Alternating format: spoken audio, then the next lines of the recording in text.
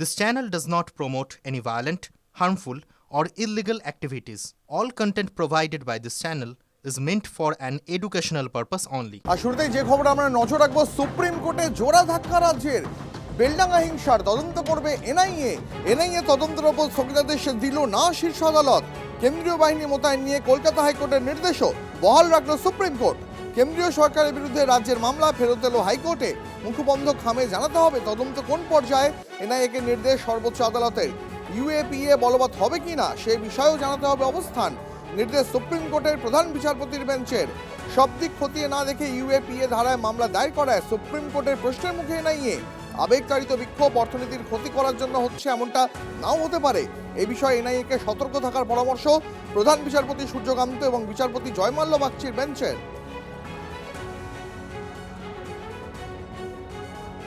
Supreme court তো হাইকোর্টে পাঠিয়ে দিয়েছে, হাইকোর্টে যা বলার তারা বলবেন, আমরা বলবো এখানে।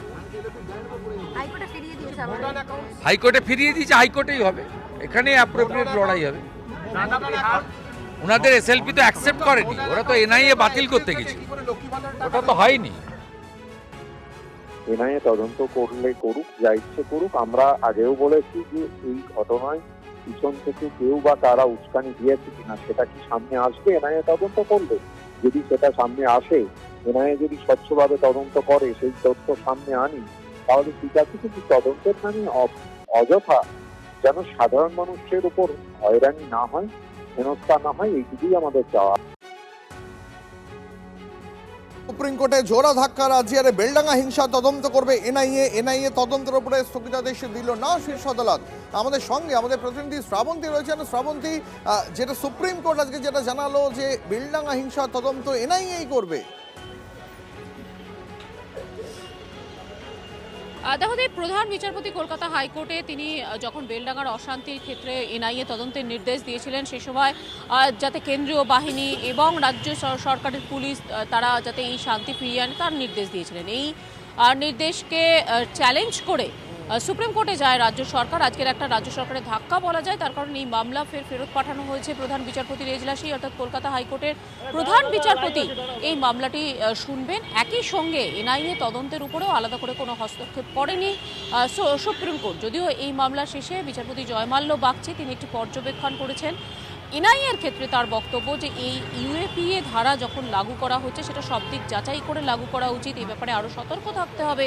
তার কারণ যে কোনো বিক্ষোভ, যে কোনো ধরনের অশান্তি মানেই সেটা যে আর্থিক বিষয়ের উপরে নির্ভর করে হয়েছে বা অর্থনীতির উপরে সরাসরি আঘাত, এমনটা কিন্তু মানে করা সঠিক হবে না, এমনটাই পর্যবেক্ষণ বিচারপতির। ফলে আগামী দিনে কলকাতা হাইকোর্টে এনআইএ মুখবন্ধ খামে ইউএপিএ ধারা লাগু হবে কিনা এ ব্যাপারে তাদের যে মতামত সেটা জানাবে কলকাতা হাইকোর্ট। ধন্যবাদ শ্রাবন্তী।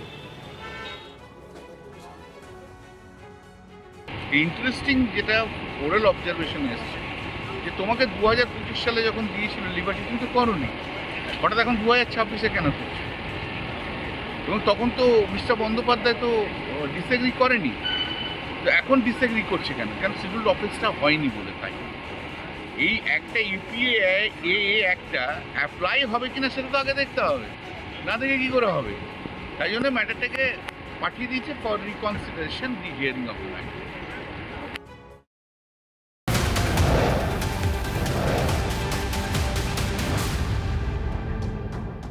ভোটের বাংলায় আরও একটা অবশ্যই বড় বিষয় হচ্ছে হুমায়ুনের বাবরি মসজিদ নির্মাণ, আর সেটা ভোটের আগেই শুরু হচ্ছে। 1200 কণ্ঠে কোরআন পাঠের পর শুরু মসজিদ নির্মাণ, এমনটাই খবর। 2 বছরেই বেলডাঙ্গায় তৈরি হবে বাবরি মসজিদ। বৃহস্পতিবার থেকে শুরু হুমায়ুনের বাবরি যাত্রা। সংখ্যালঘু আবেগকে সামনে রেখে কৌশলী বার্তা হুমায়ুনের। 6 ডিসেম্বর বাবরি মসজিদের ভিত্তিপ্রস্তর স্থাপন করা হয়। আজ মসজিদ নির্মাণ ঘিরে কড়া নজরদারি ছিল প্রশাসনের। আমরা সাধারণ মানুষ হিসাবে দেখছি একটা মসজিদ হোক, উনি করছেন, নেতৃত্ব দিচ্ছেন আর কি, আমরা দেখছি হোক আর কি, তাই দেখতে এসছি আর কি। এখন রাজনীতি ব্যাপারে উনি কি করবেন না করে সেটা ওনার ব্যক্তিগত ব্যাপার, সে কথাটা আমরা কিছু বলতে পারবো না। এবং ওনার সঙ্গে একমত নাও হতে পারি, যেহেতু রাজনীতির দিক থেকে আমরা নাম একমত হতে পারি আর কি। তবে সেম এসছি, একটা মসজিদ হচ্ছে ভালো, তাই আমরা এসছি আর কি, যে একটা ধর্মীয় প্রতিষ্ঠান আমাদের মসজিদ ভালো জায়গা বলে আমরা দেখতে এসছি আর কি। যে ব্যক্তি বাবরি মসজিদ ভেঙে দেয়া বিজেপি প্রার্থী ছিল নরেন্দ্র মোদী জিন্দাবাদ বলে, তিনি যখন আবার বাবরি মসজিদ তৈরি করব বলেন, তখন কি সেখানে ধরে নিতে হয় না যে পেছনে একটা কোনো অন্য উদ্দেশ্য আছে? বিজেপি কিছু মুখোশের লোককে পুতুল ছেড়েছে বাজারে, যাদের সুতোর টানটা বিজেপির হাতে আছে।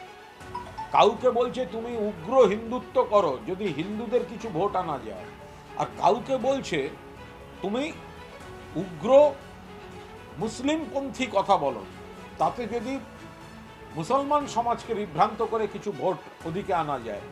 এই যে সমস্ত পুতুল নাচের খেলার পুতুল সাজিয়েছে, এদের সুতোগুলো সব তো দিল্লিতে বিজেপির হাতে।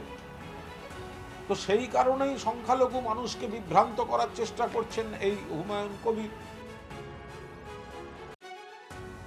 कबीर है, ये ममता दीदी टीएमसी की उपज है और इससे पहले भी इन्होंने इस तरह की नाटक की थी।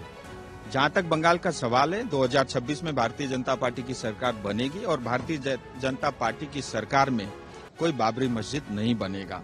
और ये 2026 का चुनाव ये पश्चिम बंगाल को बचाने का चुनाव है, पश्चिम बंगाल के हिंदुओं को बचाने का चुनाव है। उसी पश्चिम बंगाल में रामनवमी के लिए अनुमति नहीं मिलती, उसी पश्चिम बंगाल में दुर्गा पूजा के लिए अनुमति टीएमसी सरकार नहीं देती, लेकिन आज एक हुमायूं कबीर जो है वहाँ बाबरी मस्जिद बना रहा है, तो ये किसकी उपज है इससे स्पष्ट समझ में आ जाता है।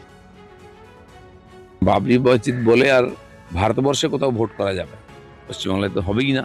সেই জন্য ঠিক আছে, উনি একটা ইস্যু তৈরি করে মমতা ব্যানার্জি জগন্নাথ মন্দির তৈরি করতে পারেন, এখানে যদি দুর্গাঙ্গন করতে পারেন, তো উনিও তার প্যারালেল ভেবেছেন যে এই ধর্মের তাস খেলে আমি জিতবো, তাই বাবরি মসজিদের গল্প বলছেন। ওই দিয়ে খালি পশ্চিমবাংলায় ভোট হবে না, পশ্চিমবাংলার মানুষ উন্নয়ন চায়।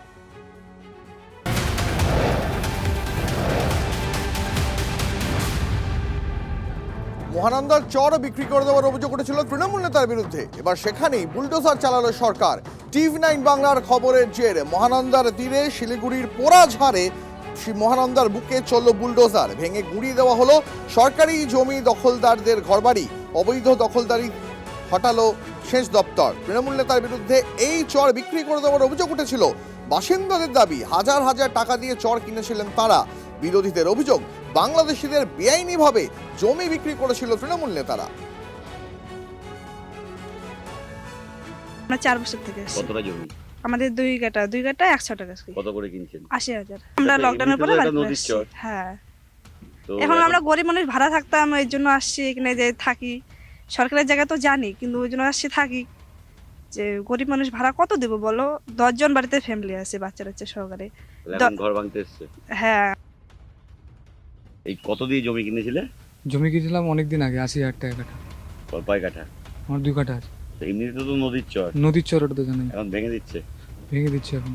তারপর এখন আমরা গরিব মানুষ, এখন কোথায় যাবো? আমরা তো সব ওইখানে ভাড়া থাকি, এখানে আসা হয়েছে। কোন দপ্তর থেকে ভাঙছেন? কতগুলো ঘর বাড়ি? না কিছু বলা যাবে না। কারা আপনারা ভাঙছেন? তো প্রেসে বলা যাবে না কিছু। কি সেচ দপ্তর ভাঙছে? যার অথরিটি আছে সেই ভাঙছে। আপনারা কারা?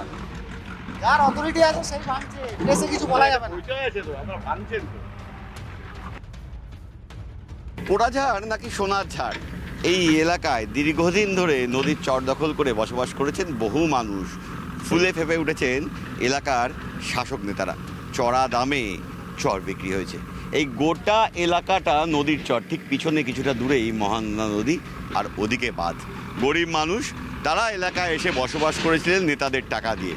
অবশেষে সেই ঘরের একটা বড় অংশ বুলডোজার চালিয়ে ভেঙে দিল সেচ দপ্তর। এভাবে ভেঙে ঘরগুলোকে গুঁড়িয়ে দেওয়া হয়েছে। নদীর চরে থাকা এরকম বহু ঘর, যেগুলোতে এই মুহূর্তে কেউ বসবাস করছেন না, কিন্তু জমি কিনে অর্থাৎ চর দখল করে এই ঘরগুলো তোলা হয়েছে। এই ধরনের প্রায় 100 ঘরকে চিহ্নিত করে তাকে ভাঙতে বুলডোজার নিয়ে অভিযান চলল পোড়াঝাড়ে।